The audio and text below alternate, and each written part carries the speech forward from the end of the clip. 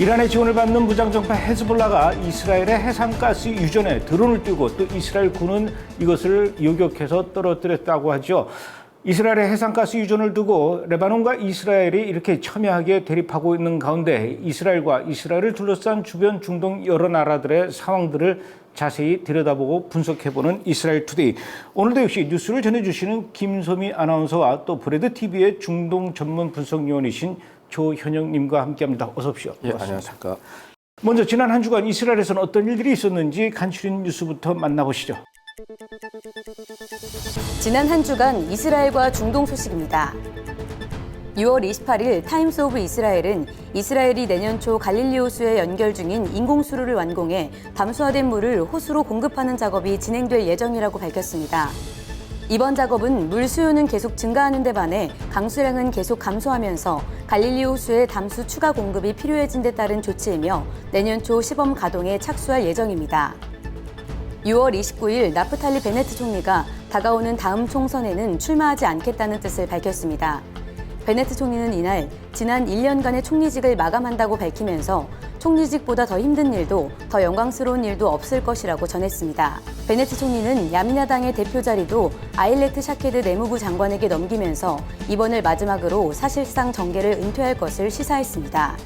같은 날 이스라엘 보이콧으로 논란을 일으킨 아이스크림 브랜드 베넨제리스가 35년 만에 이스라엘에서의 사업을 철수합니다. 모기업인 유니레버는 자회사인 베넨제리스를 현지 협력업체인 AQP에 매각하고 향후 베넨제리스의 제품 이름을 히브리어 및 아랍어식 명칭으로 바꿔 판매할 예정이라고 밝혔습니다. 6월 30일 크네셋이 연정 해산안을 120명 중 92명의 찬성표로 가결하면서 1년 만에 정식으로 막을 내리게 됐습니다.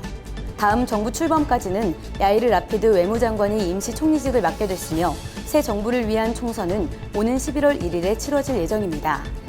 7월 2일 이란의 지원을 받는 레바논 무장정파 헤즈볼라가 이스라엘의 지중해 가스전을 겨냥한 무인 정찰기를 띄웠다가 이스라엘군에 의해 격추됐습니다.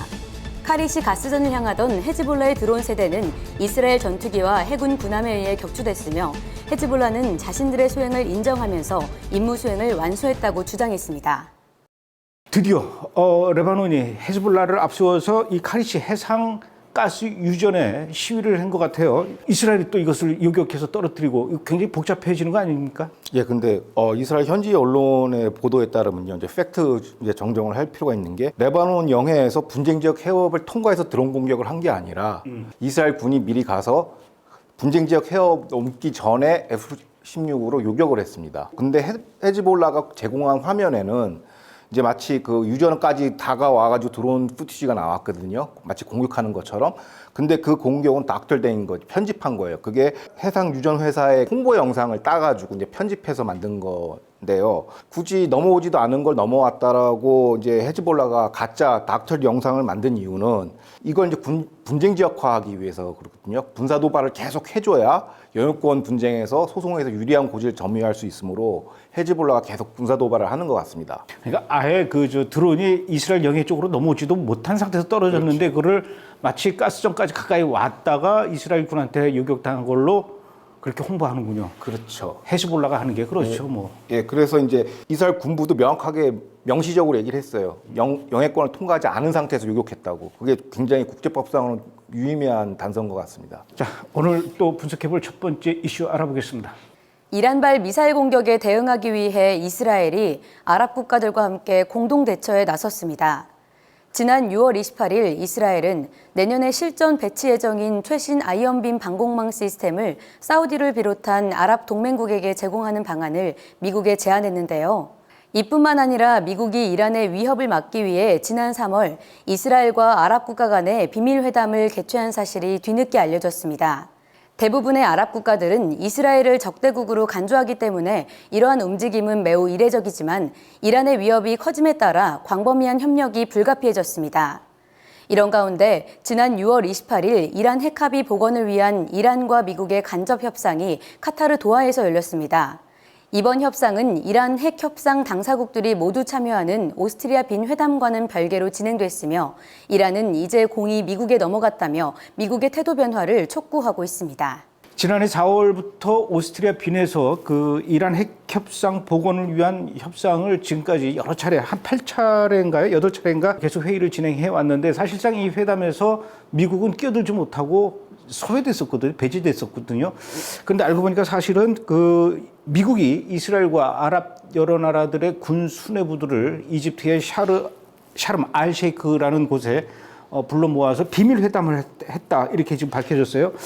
원래 아랍 국가들은 이스라엘을 적국으로 규정하고 있는데 어떻게 이렇게 이스라엘과 아랍국의 그 군세 수뇌부들이 함께 모여서 비밀 회담을 열 수가 있었던 겁니까? 예, 말씀하신 것처럼 이제 반 이스라엘 정서 때문에 이제 통합 방공망 구축 사업이 이제 좀 취약성이 있었죠. 아랍 국가들이 이제 통합 방공망 사업을 하려면 각자 국가에 이제 정보 공유를 해야 되거든요. 그러면 민감한 데이터를 공유할 수 있고 그러다 보면은 안보 군영추가 이제 사우디로 이제 편중될 위험이 있습니다. 가장 힘이 강하기 때문에. 그래서 그런 두려움 때문에 서로 공감대는 있었으나 좀 꺼려하고 있었는데 최근에 이제 아랍 국가들은 영내에서 이란에 대한 공통의 위협이 증가하고 있고요. 그 다음에 이스라엘과 아브라함 협정을 통해서 정치적 해빙 무드도 맞고 있고 또 그다음에 미 중부군 사령부의 그 관할권이 이제 확대되는 추세에 있기 때문에 이런 사정 변경으로 이제 회담이 성사됐다고 합니다. 비밀 회담이. 근데 그 비밀 회담이라고는 하지만 이란이 이걸 몰랐을까요? 이란은 뭐 알고 있죠. 알고 있었다 이거죠. 예, 알고 있었고 이제 아랍 국가들은 표면적으로 부인하는 상황이고요. 그리고 비밀 회담이다 보니까. 근데 이란도 이걸 경쟁국인 사우디와 아랍국의 행보를 항상 요주시하고 있죠. 조 바이든 행정부가 들어선 이후에 그 미국이 이제 다시 이란과 핵 협상 복원을 위한 협상을 하자라고 했을 때 이란이 미국은 끼어들지 말라 이렇게 해가지고 작년 4월부터 지금까지는 계속 미국이 배제된 상태에서 이렇게 회담이 진행되다가 지난 6월 28일에 카타르 도하에서는 미국하고 이란 대표가 마주 앉았대요. 그러면 이란이 그동안 그 미국을 향해서 보였던 그 태도가 지금 입장이 변한 겁니까? 국제 정치를 들여다보면요, 이게 우리나라로 치면 육자회담 비슷한 거거든요. 그래서 사실상 미국하고 북한이 이제 대화를 하는 거고 나머지는 들러리죠. 근데 유럽 그 회담도 마찬가지로 JCPO의 보건 회담도 대부분 들러리고 여기서 이제 처리해라는 거고 실질적인 오너 협상 주체는 미국하고 이란이에요. 근데 이게 이제 지지부진하고 이란 입장에서 지난 방송에 언급했듯이 좀 다급해진 상황이다 보니 좀 윽박을 지른 것이죠. 그러니까 미국이 여기 대해서 회담을 해서 이제 본 게임에 들어간 거죠. 카타르에서. 아, 이제는 이제 선수끼리 모여서 이제 결판을 내자. 예. 근데 이란 쪽에서는 이제 공은 미국으로 다 넘어갔다 이렇게 얘기를 했어요. 왜 공이 미국으로 다 넘어갔다라고 얘기하는 거예요? 다급해진 상황이란 이제 어떻게 이제 외신을 통해서 나타나면요. 미국에게 협상을 빨리 종용하라고 이제 윽박을 지르는 게 이란의 최고 안보 회의 그 NSC 의장이 서방 측 변화가 있을 때까지 핵 개발을 하겠다고 그랬어요. 지난번에 그 CCTV도 뜯고 뭐 핵 개발 뭐 농축 기계 개량용으로 막 바꾸고 핵 개발을 가는 것처럼 이렇게 이제 윽박을 질러놨고요. 또 26일에는 그 줄제나라고 명명된 위성 발사체 실험하는 영상을 또 공개를 했어요. 근데 이거 위성 발사체가 왜 중요하냐면 이게 장거리 탄도 미사일로 전용될 수 있는 기술이거든요. 그래서 서방 측에서는 되게 경계하는 전략 자산으로 이제 분류가 되고 있습니다. 여기서 이제 추가적으로 이제 부연 설명을 하자면은 핵과 장거리 탄도 미사일은 한 패키지예요. 그게 왜 그런가 했더니 북한에서도 항상 그 미사일 실험을 하지 않습니까? 대륙간 탄도 미사일 실험을 하는데 대륙간 탄도 미사일에다가 핵을 실어서 워싱턴을 위협하는 거예요.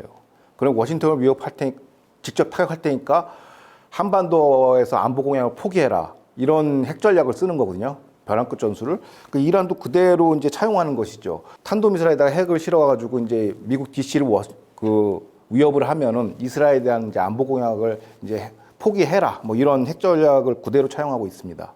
그래서 그거를 두 개를 보여준 거죠. 그래서 이제 빨리 회담 자원 나오라는 그 일종의 이제 비명이라고 할까? 샤우팅이라고 볼 수 있습니다. 그렇게 지금 미국하고 이란하고 마주 앉아서 이렇게 회담을 하고 있는데 이스라엘이 최근에 그 새로운 신무기를 개발했어요. 아이언돔이 아니라 아이언빔이라고 아주 놀랍고 획기적인 미사일 요격 무기인데 아이언빔을 아랍에미리트하고 사우디에 이걸 팔겠다 이렇게 제안하고 나섰습니다. 아이언빔 어떤 무기입니까? 아이언빔이 이게 거의 뭐 이제 공상과학 SF 영화에 나오는 수준으로 갔는데 이게 100kW의 고에너지 레이저빔을 이제 미사일이나 드론, 로켓, 폭탄에다가 한 4, 5초 정도 쬐으면 열로서 이제 파괴시키는 거거든요. 기존의 아이언돔은 이제 그 비싼 미사일을 계속 공급을 받아야 되거든요. 5만 불이라며요, 한 발에. 개당 이제 5만 불이고 이제 싸구려 이제 몇십 불짜리 이제 드론이라 하면 이제 좀 타당성이 안 맞지 않습니까? 근데 이거는 레이저 기술은 한 번 쏠 때마다 $2에 불과해요. 2,500원 정도. 예, 그렇죠. 그러면 막 쏠 수 있는 거네. 그렇죠. 수량 제한 없이 무한대로 쓰기 때문에 사실상 미래의 전장을 완전히 뒤바꾸는 이제 게임 체인저로 인정하고 있고요. 그리고 또 이스라엘 그 자주국방 차원에서는 이게 또 굉장히 중요한 게 뭐냐면 아이언돔 미사일 예산을 미국 의회에서 쥐고 있어요. 그러니까 물론 공동 개발을 했지만은 그 미사일 공급, 그 유도탄 공급은 이제 미국 의회에서 이제 예산 승인을 받아야 하는데 작년에 극좌파 세력이 이건 팔레스타인을 해치는 무기다 해가지고 예산 승인을 안 해줘서 좀 홀드업된 경우가 있었거든요. 뭐 결국에는 이제 예산이 승인됐지만은 항상 이제 이스라엘 안보를 이제 미국 의회에 이제 이렇게 의존해야 되는 그 안보 의존성을 탈피할 수 있는 완전 그 전략적 무기를 할 수 있겠습니다. 그럼 아이언빔은 이제 그 미국하고 상관없이 이스라엘 단독적으로 이걸 개발한 겁니까? 예, 이거는 이제 언제든지 쓸 수 있고 뭐 허가받을 게 없잖아요. 오. 그래서 어떻게 아랍에미레이트하고 사우디가 이 무기 사들이겠다고 합니까? 보통 이제 그 미국 주도의 그 방공망 사업이 아랍 주도 방공망 사업의 핵심이 뭐냐면 이란 대리설에게 후티 반군 특히 그 드론과 미사일 공격 때문에 항공 공격 때문에 그렇거든요. 사우디 입장에서는 대리 세력인 후티 반군으로부터 이제 그 정유 시설, 공항에 항상 공격을 받아왔지 않습니까? 그래서 그거를 효과적으로 제압하는 무기 체계로서는 아이언빔이 가장 최고죠. 그러다 보니 거의 뭐 이건 초읽기에 들어간 것 같습니다. 아이언빔만 이게 잘 개발해서 이걸 배치를 잘 하면은 이제 앞으로 뭐 미사일이나 로켓이나 드론이나 별로 이렇게 위협적일 수가 없겠네요. 그렇죠. 이제 방위 전략을 다시 재조정해야겠죠. 이제.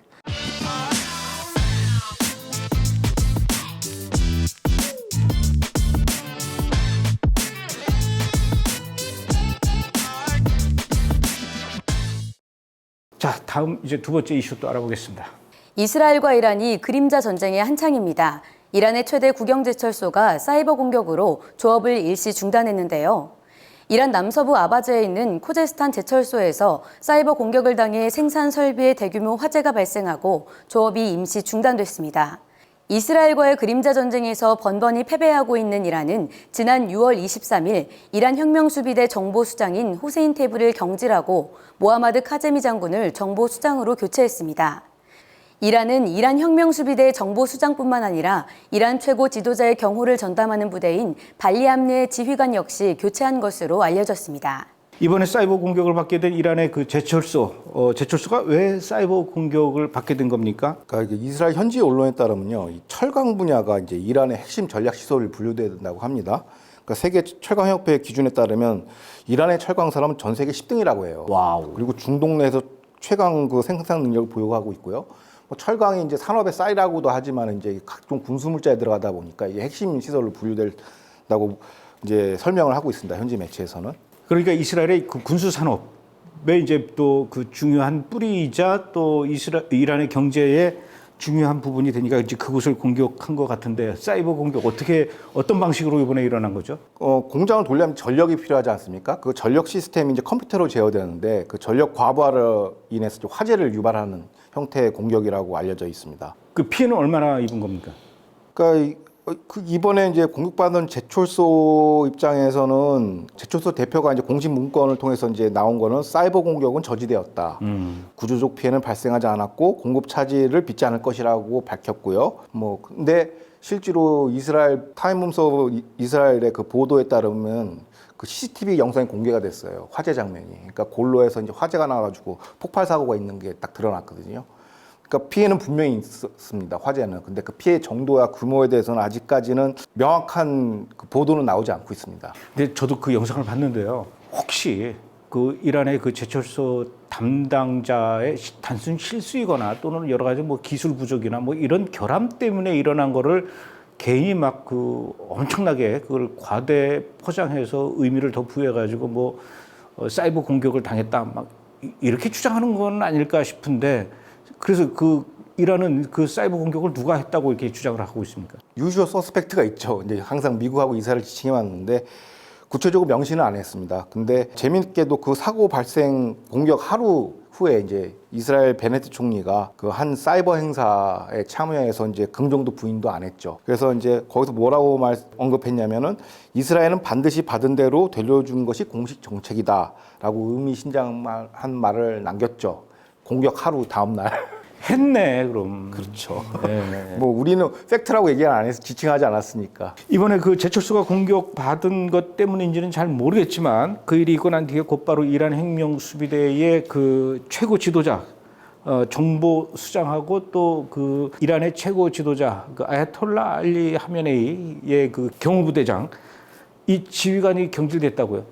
왜 그런 겁니까? 지난 23일 그 IRGC 최고 정보수장인 호세인 테브 장군을 이제 경질했고요. 경호부대장도 동시에 같이 교체한 걸로 드러났습니다. 이 경호부대장도 2010년부터 이제 최고 지도자 호위 이제 대장으로 이제 활동을 했는데 요번에 같이 교체해야 된 게 드러났는데요. 그러니까 이제 원인으로 보면 정보수장은 이제 잇따른 이란 과학자나 요인 보호 실패 책임 1번, 그다음에 터키에서 이스라엘 공작 실패, 이제 보복을 하려고 이제 천명을 했는데 실패했지 않습니까? 이 두 가지 사유로 낙마한 거는 나름 명확한데요.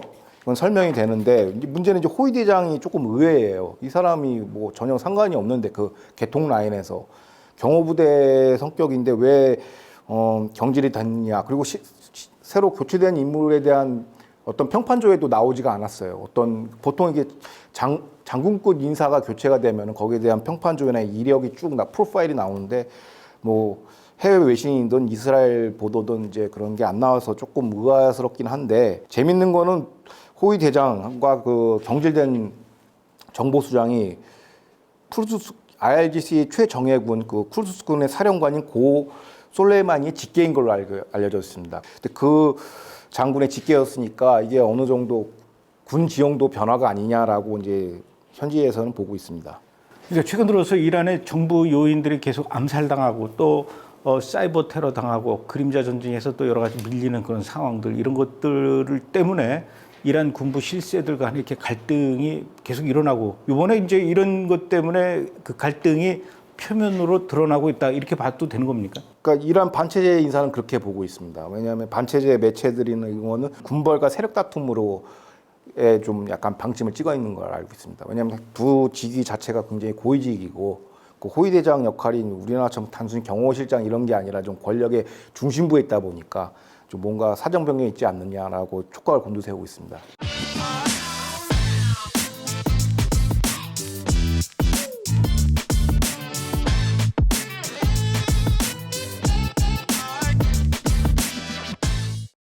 자, 다음 이제 세 번째 이슈 또 알아보겠습니다.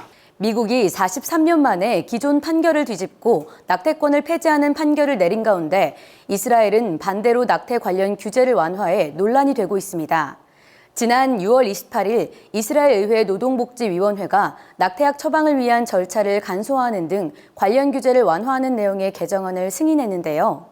이로 인해 임신 12주까지는 여성들이 별도의 심사 절차 없이 낙태약을 처방받을 수 있게 됐습니다. 이번에 승인된 방침은 3개월 안에 시행될 예정이며 이스라엘이 미국 내 유대인들을 위한 원정 낙태처가 될 것이라는 해석이 제기되고 있습니다. 미국 연방대법원의 낙태 불가 판결 이후 마치 기다렸다는 듯이 이스라엘 의회가 낙태약 처방 절차 간소화를 위한 개정안을 승인했다 이런 뉴스가 나왔습니다. 이건 어떤 내용입니까? 현행 제도는 직접 별도의 위원회와 위원회 방문해서 심사 절차를 거쳐야 이제 낙태약이 허용이 되거든요. 근데 보통 이게 제기 시간이 뭐 3, 4일도 그렇고 하세월이거든요. 그 낙태를 최대한 이제 방어하고자 이런 이제 장애물을 만들었는데 행정 절차 복잡하게 만들었는데 3개월 후에 새로 시행될 제도는 전산화를 통해서 이제 직접 출석 의무가 사라지는 것이죠. 그러니까 온라인 상에서 이제 낙태약에 대한 상담을 받고 그냥 바로 이제 받을 수 있게끔 그렇게 이제 현지 언론은 밝혔습니다.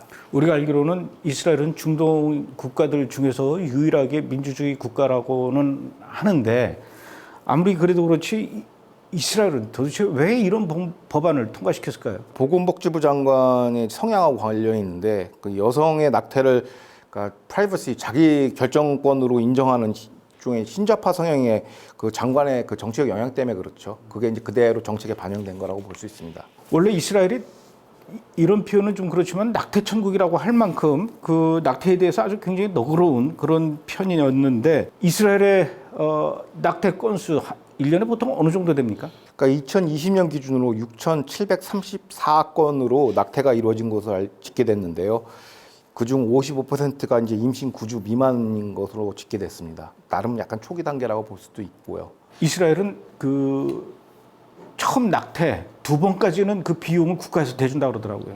그러니 뭐 이스라엘의 젊은이들이 낙태에 대해서 별로 그렇게 부담감 없이 그냥 쉽게 결정하고 그러는 것 같은데 그러면 이제 그 미국에서 그 낙태하고 싶은 사람들 중에 유대인들은 이스라엘 가서 낙태해도 상관없는 겁니까? 미국 거주자 유대인들은 아무래도 이제 본국인 자국을 이제 활용할 가능성이 높아졌죠. 이제 아마 원정 낙태에 청구될 소지도 가능해졌고요. 그러니까 낙태약을 이제 받는다라는 건 이스라엘에 관광 와가지고 재밌게 놀다가 이제 사고 치고 이제 바로 이제 해결할 수 있는 이제 이런 구도가 이제 형성이 되는 것이죠. 그래서 이스라엘이 지금 이제 앞으로 낙태를 원하는 사람들의 해방구, 탈출구가 될 수도 있다 이런 걱정이 되는 것 같은데 이스라엘 국민들의 반응은 좀 어떻습니까?